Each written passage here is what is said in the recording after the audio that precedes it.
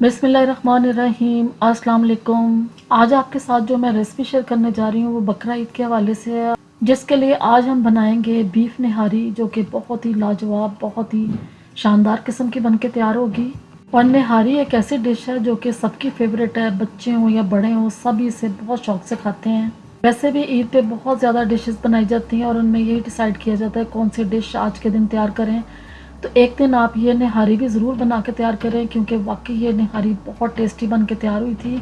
तो चलें शुरू करते हैं अपनी आज की रेसिपी। इससे पहले अगर आपने मेरे चैनल को अभी तक सब्सक्राइब नहीं किया तो उसे सब्सक्राइब कर लें, ऑल नोटिफिकेशन को प्रेस कर दें ताकि आपको मेरी हर आने वाली नई वीडियो सबसे पहले देखने को मिले। निहारी बनाने के लिए मैंने कुछ मसाले लिए हैं जिनका इस्तेमाल करना इम्पॉर्टेंट है इसके अंदर, और इन्हीं से निहारी में जायका आएगा। जिसमें मैंने लिया है सौंफ का 1 टेबल स्पून भर के, 10 मैंने काली मिर्चें साबुत ली हैं, 4 मैंने लौंग ली हैं, 3 मैंने छोटी इलायचियाँ ली हैं, 1 बड़ी इलायची, 2 दालचीनी के पीस, 1 मैंने बादियान का फूल लिया है, 2 मैंने बे लीफ ली हैं, और मैंने लिया है क्यूमन सीड, सफ़ेद ज़ीरा 1 टेबल स्पून भर के। इन सब मसालों को हम एक ब्लेंडिंग जार में डाल के अच्छे तरीके से पीस लेंगे और इनका फाइन सा पाउडर बना के रख लेंगे।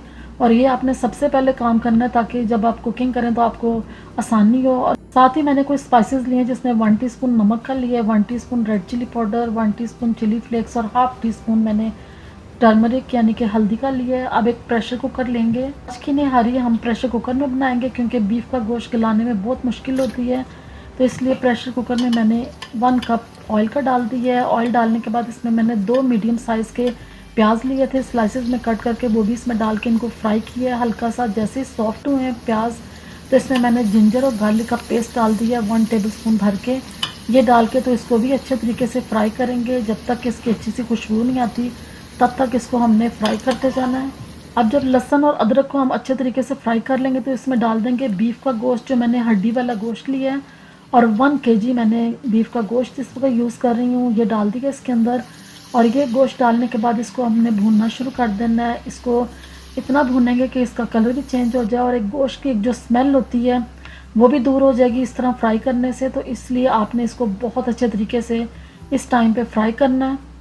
अब आप देख सकते हैं कि गोश्त का जो कलर है काफ़ी चेंज हो गया, और उसको मैंने 5-10 मिनट के लिए अच्छे तरीके से भून लिया था ऑयल में। और अब इसमें वो स्पाइसेस ऐड कर दिए जो हमने स्टार्ट में मिक्स किए थे। स्पाइसेस सब इसमें डालने के बाद इसको कुक करेंगे इस तरह। अब जब मसाला आप इसमें डाल देंगे तो फिर इसको मज़ीद हमने भूनना है। इसी तरीके से इसको भूनते जाएंगे ताकि मसाले का जो असल टेस्ट, जो अरोमा है वो गोश्त के अंदर आ जाए।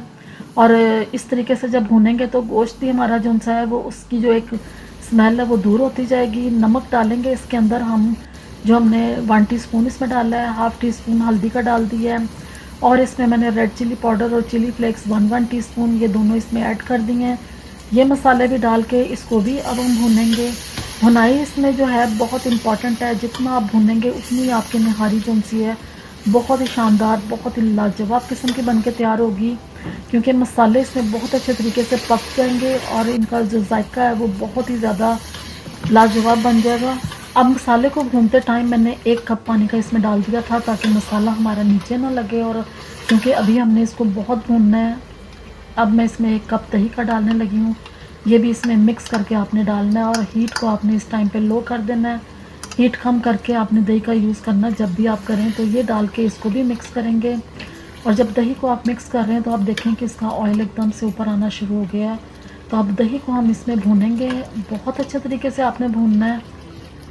और जैसे ही आप इसको भूनेंगे दही में तो फिर इसके साथ ही हम थोड़े से मसाले और डालेंगे, जिसमें मैं सूखा धनिया पिसा हुआ डालेंगे, ये 2 टेबल स्पून मैं इसमें डाल रही हूँ। ये डाल के तो इसको भी मिक्स करेंगे। इस तरीके से आप थोड़ी थोड़ी देर के बाद मसाले डालेंगे और साथ साथ इसको भूनेंगे तो इतनी मज़ेदार ये आपकी निहारी बन के तैयार होगी। यही ट्रिक है निहारी बनाने का कि इसमें आपने स्पाइसेस सब एट अ टाइम नहीं डालने, आपने इसको वक्फे वक्फे से थोड़े थोड़े स्पाइसेस डालते जाना है और इसको भूनते जाना है। इस तरीके से गोश्त की जो स्मेल है ख़ास तौर पे वो तो बिल्कुल ख़त्म हो जाती है। अब निहारी का जो गोश्त है इसको मैंने तकरीबन 15-20 मिनट के लिए इसको भूनना है बहुत अच्छे तरीके से।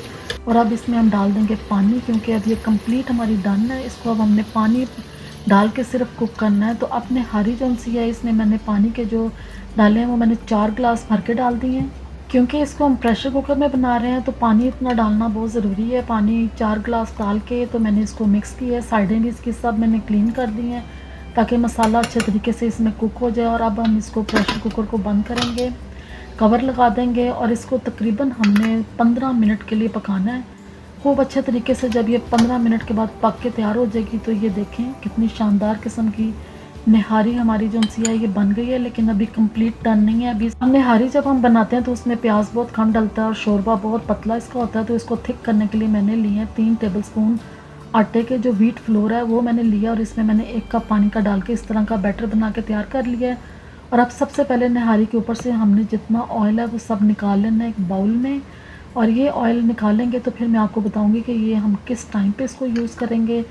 ये सब ऑयल मैंने इसमें निकाल लिया है। और अब जो हमने आटा जो सा था ये बना के एक बैटर रखा था ये इसमें डाल के साथ साथ आपने चम्मच को हिलाते जाना ताकि कोई लम्स कोई गुठलियाँ ना बने। तो इस तरीके से इसको डाल के तो मिक्स कर लेना है। और जैसे ही आप इसको मिक्स करेंगे कुक करेंगे थोड़ा सा तो देखें इसका जो शोरबा है ये थिक हो गया है। 2-3 मिनट इसको मैंने अच्छे तरीके से पकाया ताकि जो हमने आटा डाला उसका कच्चापन बिल्कुल भी फील ना। और इसमें मैंने हैंडफुल ग्रीन कोरिएंडर डाल के मिक्स कर लिया। और अब इसको देखें कितनी लुक इसकी शानदार नज़र आ रही है। इसको हम डिश में डाल रहे हैं जिसमें आपने इसको सर्व करना है। और फिर इसकी सर्विंग के दौरान जब आप डाल लेंगे इसको तो फिर आपने जो ऑयल निकाला था ये ऑयल इसके ऊपर डाल देंगे। ये तरी है जो तरी आपको नज़र आती है निहारी के ऊपर ये वो तरी हमने बना के तैयार की थी। इसकी कुकिंग के दौरान इसको हमने निकाल लिया था। अब इसके ऊपर ग्रीन कोरिएंडर मैंने डाल दिया। और तो आप इस डिश को ज़रूर ट्राई करें, इंशाल्लाह आपको बहुत पसंद आएगी। स्पेशल ईद के लिए ये रेसिपी है। उम्मीद करती हूँ आपको मेरी आज की रेसिपी अच्छी लगी होगी। रेसिपी अच्छी लगी है तो प्लीज़ चैनल को सब्सक्राइब किया करें। वीडियोस अच्छी लगें लाइक और शेयर ज़रूर करें। कमेंट्स में बताएं कि आपको रेसिपीज़ कैसी लग रही हैं। मुझे अपनी दुआओं में याद रखें। अल्लाह हाफिज़।